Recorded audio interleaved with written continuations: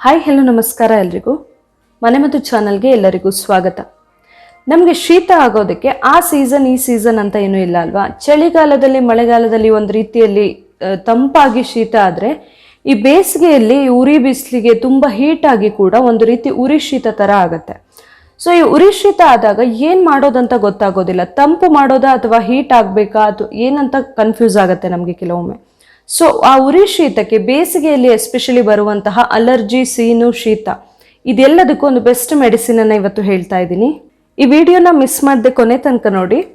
ಹಾಗೆ ನೀವು ಇನ್ನೂ ನನ್ನ ಚಾನಲ್ನ ಸಬ್ಸ್ಕ್ರೈಬ್ ಮಾಡಿಲ್ಲ ಆದರೆ ಪ್ಲೀಸ್ ಸಬ್ಸ್ಕ್ರೈಬ್ ಮಾಡಿ, ಹಾಗೆ ಪಕ್ಕದಲ್ಲಿರುವ ಬೆಲ್ ಐಕಾನ್ನ ಕ್ಲಿಕ್ ಮಾಡಿ. ಈ ಮನೆಮದ್ದು ಮಾಡೋದಕ್ಕೆ ನಮಗೆ ಕೊತ್ತಂಬರಿ ಮತ್ತು ಜೀರಿಗೆ ಬೇಕಾಗುತ್ತೆ. ಎಲ್ಲರ ಮನೆಯಲ್ಲೂ ಇರುವಂಥ ನಾರ್ಮಲ್ ಇಂಗ್ರೀಡಿಯೆಂಟ್ಸ್ ಅಲ್ವಾ. ಸೊ ಇದೆರಡು ಬೇಕಾಗುತ್ತೆ ನಮಗೆ.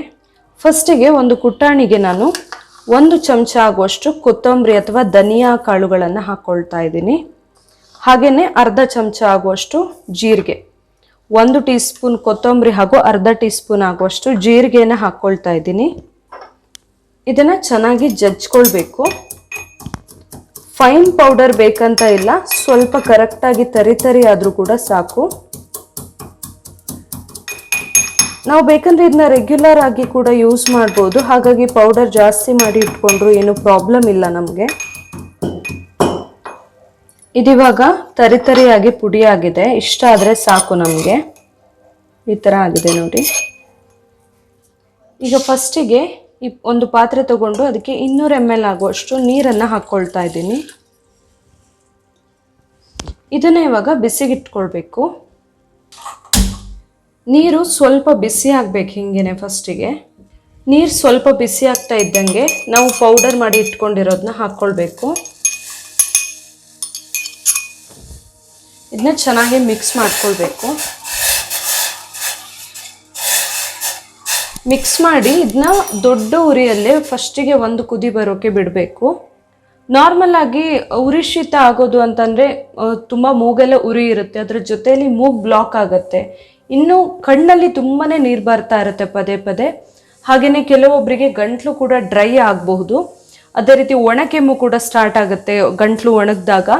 ಹಾಗೆಯೇ ತುಂಬಾ ಸೀನ್ ಬರ್ತಾ ಇರುತ್ತೆ. ತುಂಬ ಸೀನ್ ಬರೋದು ಜೊತೆಯಲ್ಲಿ ಮೂಗಲ್ಲಿ ತುಂಬಾ ಇಳಿತಾನೇ ಇರುತ್ತೆ, ಮೂಗು ಸೋರ್ತಾನೆ ಇರುತ್ತೆ. ಸೊ ತುಂಬಾ ಇರಿಟೇಟಿಂಗ್ ಇದು ಆ್ಯಕ್ಚುಲಿ. ಇವಾಗ ಇದು ಒಂದು ಕುದಿ ಬಂದಮೇಲೆ ಉರಿ ಸಣ್ಣದಾಗಿ ಇಟ್ಟು ಒಂದು 2 ರಿಂದ 3 ನಿಮಿಷ ಕುದಿಸ್ಬೇಕು, ಮತ್ತು ಸಣ್ಣ ಉರಿಯಲ್ಲಿ. ಅವಾಗಲೇ ಹೇಳ್ದಂಗೆ ನಮಗೆ ಈ ಥರ ಎಲ್ಲ ಪ್ರಾಬ್ಲಮ್ಸ್ ಇದ್ದಾಗ, ಮೂಗು ಸೋರೋದು, ಸೀನು ಬರೋದು ಎಲ್ಲ ಇದ್ದಾಗ ಡಸ್ಟ್ ಅಲರ್ಜಿ ಕೂಡ ಆಗುತ್ತೆ ಕೆಲವೊಮ್ಮೆ. ಸೊ ಅದಕ್ಕೆ ನಾವು ಬರೀ ಏನು ಹೋಮ್ ರೆಮಿಡಿ ಮಾಡಿಕೊಂಡ್ರೆ ಕೂಡ ಸಾಕಾಗಲ್ಲ, ಕೆಲವೊಂದು ಪ್ರಿಕಾಷನ್ಸ್ ಕೂಡ ತೊಗೊಳ್ಬೇಕಾಗತ್ತೆ. ಮನೆಯನ್ನು ಕ್ಲೀನಾಗಿ ಇಟ್ಕೊಳ್ಳೋದು, ಧೂಳೆಲ್ಲ ಇಲ್ಲದೆ ಇರೋ ಥರ. ಹಾಗೆಯೇ ಹಾಸಿಗೆ ಬಟ್ಟೆನ ಒಂದು 3-4 ದಿನಕ್ಕೊಂದ್ಸರಿ ಆದರೂ ಚೇಂಜ್ ಮಾಡೋದು, ಅಂದರೆ ಒಗೆಯೋದು, ದಿಂಬಿನ ಕವರ್ ಎಲ್ಲ ಒಗೆಯೋದು. ಸೊ ಈ ಥರ ಎಲ್ಲ ಮಾಡಿದಾಗ ನಾವು ಆ ಥರ ಕಂಟಿನ್ಯೂಸ್ ಆಗಿ ಉರಿ ಶೀತ ಆಗೋದು ಎಲ್ಲದನ್ನ ಕೂಡ ಅವಾಯ್ಡ್ ಮಾಡ್ಕೊಳ್ಬಹುದು. ಹಾಗೆಯೇ ಬಾಡಿಯಲ್ಲಿ ತುಂಬ ಹೀಟ್ ಆದಾಗ ಕೂಡ ಆಗುತ್ತೆ ಅಲ್ವಾ. ಸೊ ಅದಕ್ಕೆ ಕೂಡ ನಾವು ಬಾಡಿ ತಂಪಾಗೋ ಥರ ಆಹಾರವನ್ನು ತಿನ್ನಬೇಕು ಜಾಸ್ತಿ. ಹಣ್ಣು, ತರಕಾರಿ, ಹಾಗೆಯೇ ನೀರು ಜಾಸ್ತಿ ಕುಡಿಬೇಕಾಗತ್ತೆ ಎಸ್ಪೆಷಲಿ. ಅದೆಲ್ಲ ಮಾಡೋದ್ರ ಜೊತೆಯಲ್ಲಿ ಈ ರೀತಿ ಹೋಮ್ ರೆಮಿಡಿಗಳನ್ನು ಮಾಡಿಕೊಂಡ್ರೆ ತುಂಬ ಬೆಸ್ಟ್ ರಿಸಲ್ಟ್ ಸಿಗುತ್ತೆ ನಮಗೆ, ಬೇಗನೆ ಕಡಿಮೆ ಆಗುತ್ತೆ. ಇದಿವಾಗ ಸರಿಯಾಗಿ ಕುದ್ದಿದೆ, ಸ್ಟವ್ ಆಫ್ ಮಾಡ್ಕೊಂಡ್ಬಿಡ್ತೀನಿ.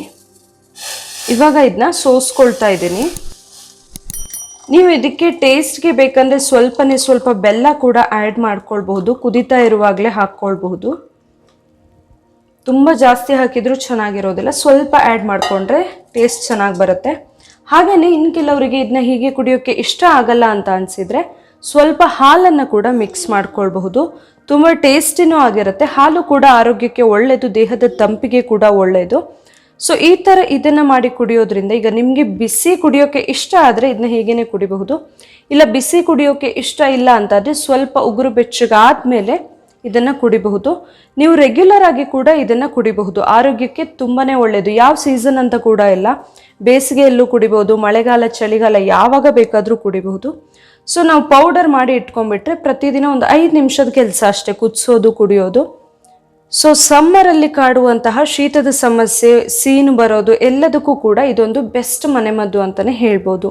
ಇವತ್ತಿನ ಈ ವಿಡಿಯೋ ನಿಮಗೆ ಇಷ್ಟ ಆಗಿದ್ದರೆ ManeMaddhu ಚಾನಲ್ನ ಸಬ್ಸ್ಕ್ರೈಬ್ ಮಾಡಿ, ಹಾಗೆ ಈ ವಿಡಿಯೋನ ಲೈಕ್ ಮಾಡಿ, ಹಾಗೆ ಶೇರ್ ಮಾಡಿ. Thank you.